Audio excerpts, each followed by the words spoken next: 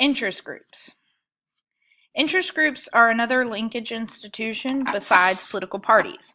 So remember that a linkage institution is one that connects the people with the government. So the way that the interest groups connect people to the government is it's a group of people that have a similar interest, and their goal is to make sure that government laws match their interest. For example, the NAACP. That's an interest group that everybody who has taken U.S. history should be pretty familiar with. The NAACP, the membership, has an interest in advancing equal opportunity for minorities through legislation and using the court system. All right, so that's going to connect that group of people who are interested in equal rights and civil rights to government policymakers. What makes interest groups different than political parties is that political parties want to run people for office and actually be able to influence policy to match their party's platform. But interest groups, they don't want to run a candidate for office. They don't want to have an NAACP candidate on the ballot. Rather, what they want to do is once people are in office, interest groups have a strategy of influencing how decision makers make laws. All right, so unlike political parties, interest groups want to influence the government from the outside, whereas political parties want to be a part of the government. Don't worry about that. Okay. So real quick, a review of civil society, because this is going to play into interest groups. Remember, in a participatory democracy, you have civil society where there are, in a pluralist setup, you have a lot of competing interest groups. So IGs, I use IGs as the abbreviation for interest groups. So whenever you see IGs in the notes, that's what that means.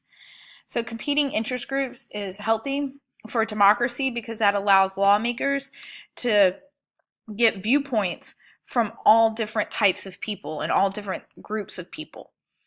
And then you have competition that provides information to government officials.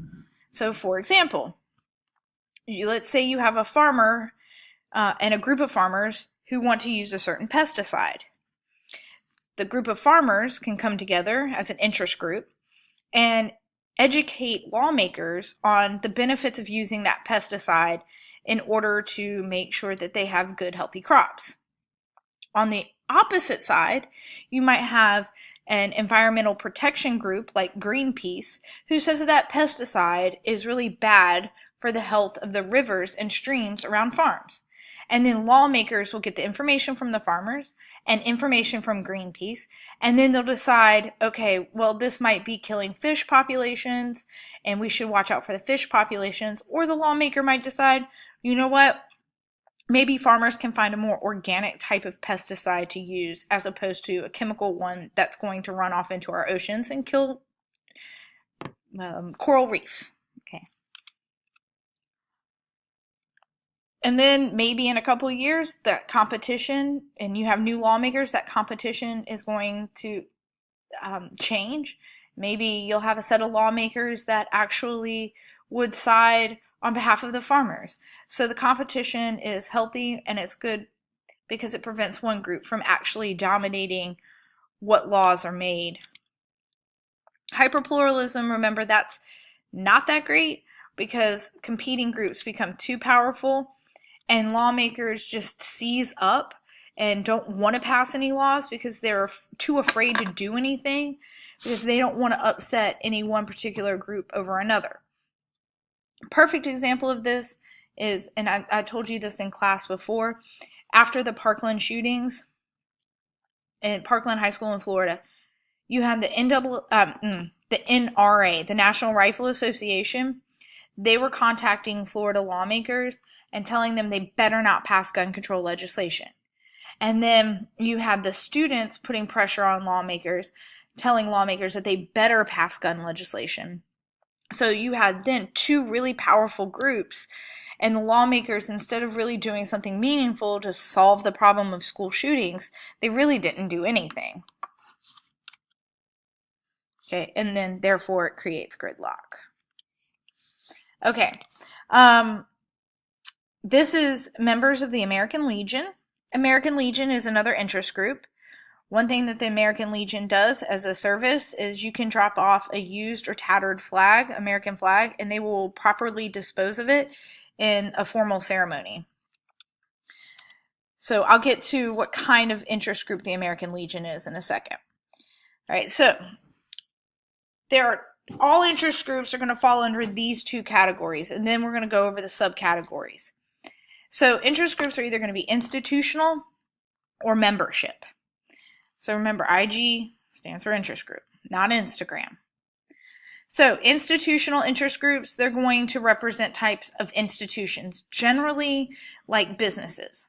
Okay, so the National Association of Manufacturers or the Chamber of Commerce, that's not right, I know, but if I change it, you're going to see it. So just fix it in your notes.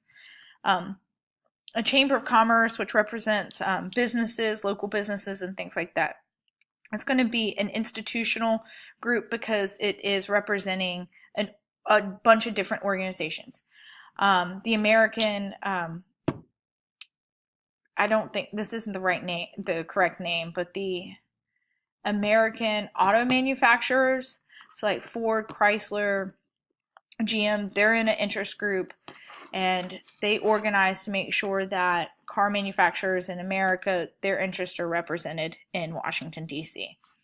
Membership interest groups are a little bit different. These are going to be about supporting individuals and bringing together individuals with a common cause or a common purpose together. So I put the example of the NAACP there, and like I said previously, the point of the NAACP is to organize individuals who believe that the government should pass policy that reflects civil rights. Okay. Joining interest groups. People who join interest groups tend to be more educated. They understand what interest groups can do for them. And that's very similar to voting. So people who vote in the more specialized elections tend to have higher levels of education. People who are actually members of interest groups, same thing. All right, so if you understand what an interest group can do for you, make your voice louder in Washington, D.C. than if you were to have a single voice, then that's something that you find out as you get more educated, understand more about the system. Okay, free riders. Free riders can be a problem for interest groups. So just like any kind of organization, interest groups need to make money. Even though most of them are nonprofit, but they have to make money to run advertisements. They have to make money so they can make campaign contributions and to provide certain services and benefits for the members of their group. If you have a free rider problem, this is a situation where the interest groups are working to get laws passed that benefit the members, but a lot of times not only are the members of the interest group benefiting from those laws, but people who didn't pay to be members of the group also benefit from those laws. So for example, I am not a member of the National Organization for Women. However, some of the work that the National Organization of Women has done has not only benefited the women and men who might be members of that organization, but also myself. So the work that I'm considered a free rider because the work that the National Organization for Women does also benefits myself. Generally, free rider, though, applies to labor unions because a lot of the work that labor unions do, of course, is going to benefit the workers who are members and pay the dues to the labor union. But the fight of the labor union for better wages or better benefits or better working conditions, that's also going to trickle down to people that aren't paying the labor union dues. All right, so there's that example. All right, economic interest groups. So underneath the different types of interest groups, you have subcategory of economic interest groups. I'm going to start with labor unions. I'm going to start with labor unions because they used to be the largest of all of the economic interest groups, but they are rapidly in decline, and that's worldwide. So you see the decline of labor unions in Western Europe as well. Labor unions, the whole point of a labor union is to, the goal is to prevent companies from exploiting workers in as far as they make sure that workers have reasonable pay, safe working conditions, benefits, and that the workers have a voice. All right, we know that the background of labor unions comes out of the Industrial Revolution. The tool that labor unions use is something called collective bargaining. And collective bargaining is when you get a representative from the labor union to sit down with the owners of the company and negotiate the terms of wages, benefits, or working conditions.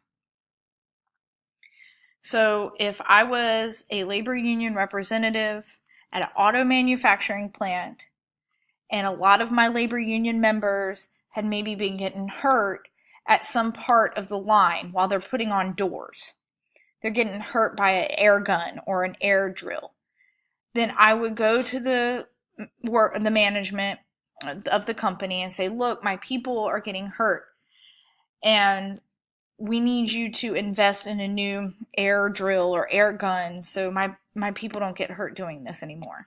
That's the kind of, that's like very low key. That's generally not a controversial negotiation, but that is something that a labor union could do. But they are declining in membership, and they have been since the mid-70s. They are blamed for high prices on American goods and low profits being made in like stagnant economic growth in businesses. Because if you have to pay your workers more, then you're going to push off that cost of paying your workers a higher salary to the consumer. So the price of the product is going to go up. So that's the blame that labor unions have to face.